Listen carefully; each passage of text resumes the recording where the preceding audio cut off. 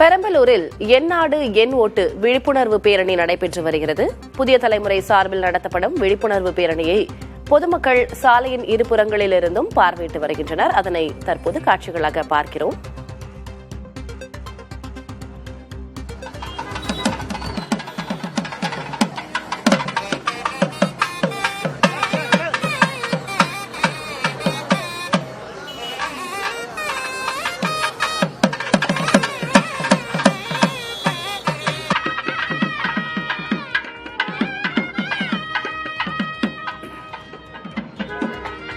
புதிய தலைமுறை சார்பில் பெரம்பலூரில் என் நாடு என் ஓட்டு விழிப்புணர்வு பேரணி நடைபெற்று வருகிறது. காட்சிகளை பார்க்கிறோம். கூடுதல் விவரங்களை வழங்குவதற்காக செய்தியாளர் அச்சுத ராஜகோபால் இணைந்திருக்கிறார்.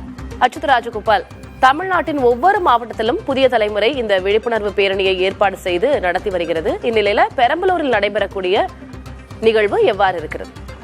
வணக்கம் சகோதரி. புதிய தலைமுறையில் ஜனநாயக திருவிழா அப்படின்ற வார்த்தைக்கு ஏற்ற போலவே ஒரு திருவிழா மையமாக மாறி இருக்கிறது தற்பொழுது பெரம்பலூர்.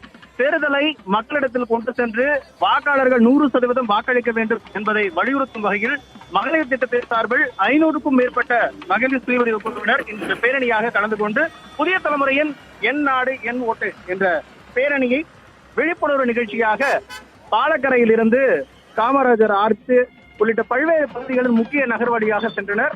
இதில் பகுதி இருபுறங்களிலும் இருந்து பொதுமக்கள் பார்வையிட்டு வாக்காளர்களுக்கான வாக்களிப்பதன் முக்கியத்துவத்தை எடுத்துரைத்தார்கள்.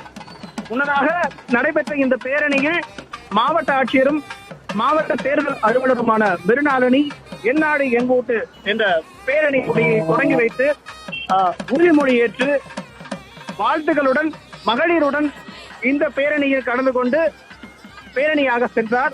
தொடர்ந்து இந்த நிகழ்ச்சியில் இசைப்பள்ளி மாணவர்களுடைய கலை கச்சேரிகளும் ஒருங்கேற உண்மையாலுமே இது ஜனநாயக திருவிழா என்னும் கோலாகலம் பூண்டு பார்ப்பவரை கண்கவரும் விதமாகவும் விழிப்புணர்வை மக்கள் மனதில் பதிய வைக்கும் வகையிலும் அமைந்திருந்தது.